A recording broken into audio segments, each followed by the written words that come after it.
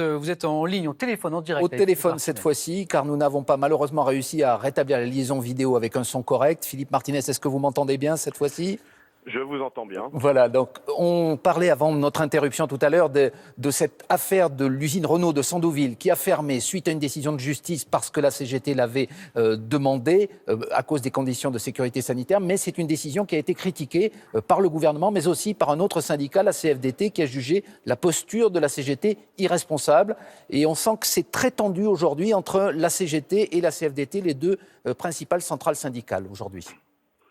Non, je disais donc que c'est la justice qui a décidé la fermeture de l'usine parce que l'évaluation des risques était insuffisante et la direction de l'entreprise n'avait pas respecté les explications nécessaires, c'est-à-dire le code du travail et l'accord d'entreprise Renault qui nécessitent d'informer notamment les représentants ce qu'on appelle les comités hygiène et sécurité. Donc je pense que cette polémique qui n'est pas justifiée, oui. Laurent Berger nous qualifie d'irresponsables. Nous veillons à la santé des salariés. Je pense qu'il a été mal informé car dans cet établissement, la CFDT n'est pas représentative.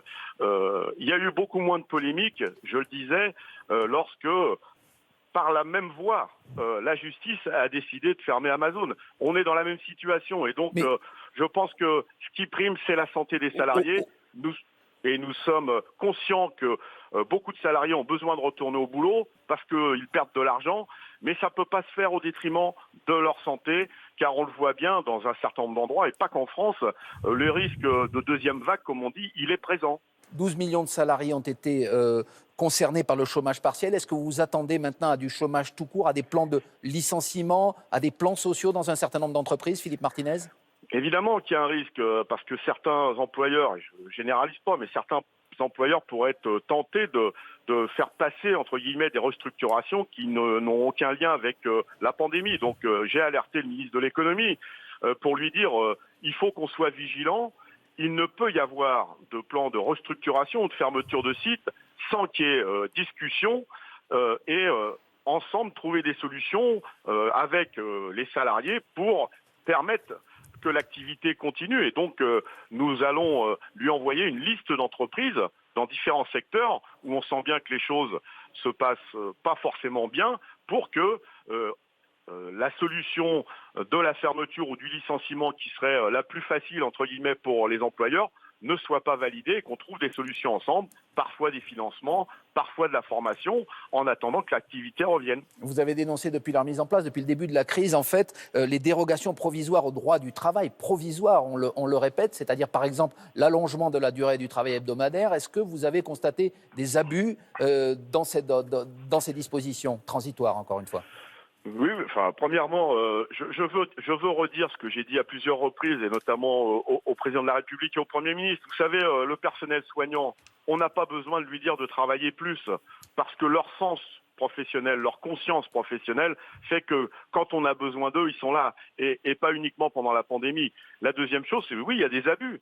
Il y a des entreprises qui, malgré qu'il n'y ait pas de décret concernant leur filière, ont la tentation de faire travailler 60 heures. La tentation, ou vous avez des exemples concrets, Philippe Martinez ? Est-ce que c'est juste une tentation ou est-ce que c'est entrer dans les faits ? Dans certaines entreprises, jusqu'à 72 heures. Et là, on voit le rôle des syndicats. Ouais. Et on peut nous qualifier d'irresponsables si, malgré nos alertes, eh bien, on est obligé de recourir à la justice pour faire respecter le droit. Le débat sur les 35 heures est relancé notamment par la droite qui y voit un carcan pour la reprise économique. Est-ce que vous attendez une réaffirmation du principe des 35 heures par le gouvernement dans les prochaines semaines ? Il faut, si on veut résorber le chômage, si on veut que tout le monde travaille, notamment les jeunes qui sont lourdement frappés par le chômage, il ne faut pas augmenter la durée du temps de travail. Au contraire, il faut la diminuer.